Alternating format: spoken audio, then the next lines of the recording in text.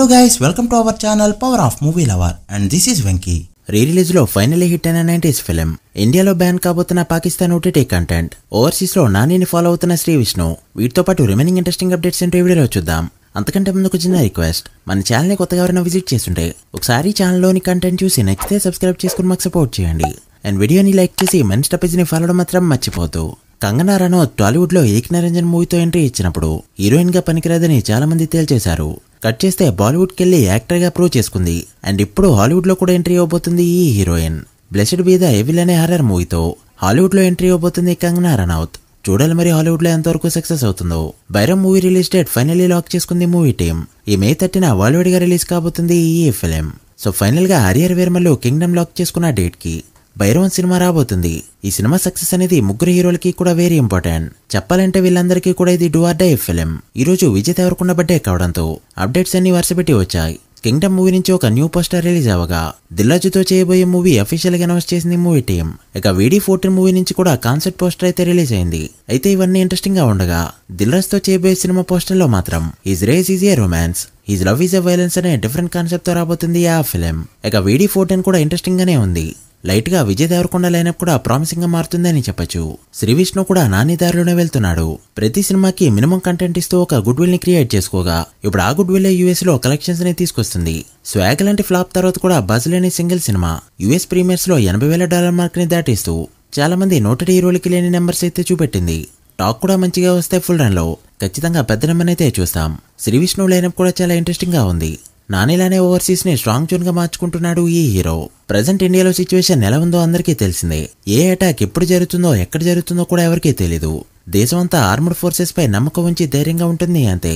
అయితే ఇలాంటి టైంలో పాకిస్తాన్ ఓటీటీ కంటెంట్ ని ఇండియాలో బ్యాన్ చేశారు మన వాళ్ళు. పాకిస్తాన్ లో మన సినిమాలు ఎప్పటి నుంచో బ్యాన్ అవుతూ రాగా ఇప్పుడు లేటెస్ట్ గా వాళ్ళ ఓటీటీ కంటెంట్ ని ఇక్కడ బ్యాన్ చేస్తున్నారు. పొరపాటున పాకిస్తాన్ కంటెంట్ మీలో ఎవరికైనా ఫేవరెట్ అయి ఉంటాయి, బ్యాన్ కాకముందే డౌన్లోడ్ చేసి పెట్టుకోండి.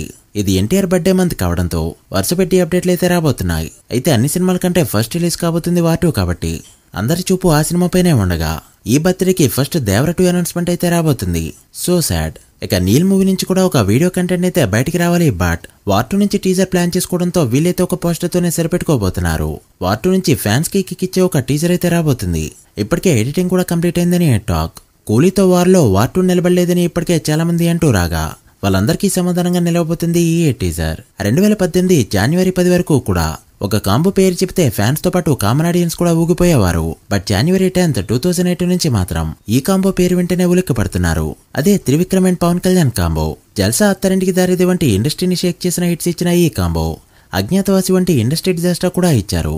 అయితే తర్వాత పవన్ కళ్యాణ్ గారి సినిమాలకి త్రివిక్రమ్ చాలా వరకు వర్క్ చేయగా ఇప్పుడు డైరెక్ట్ గా మరోసారి డైరెక్షన్ చేసే ఛాన్స్ అయితే రాబోతుంది. ఇప్పటికే వీళ్ళిద్దరూ వేరు ప్రాజెక్ట్స్ తో చాలా బిజీగా ఉండగా అవన్నీ కంప్లీట్ అవ్వాలంటే మినిమం 2-3 ఇయర్స్ అయితే పక్కా పడుతుంది. బట్ లేట్ అయినా కూడా వీళ్ళ కాంబో ఖచ్చితంగా రిపీట్ కానుంది.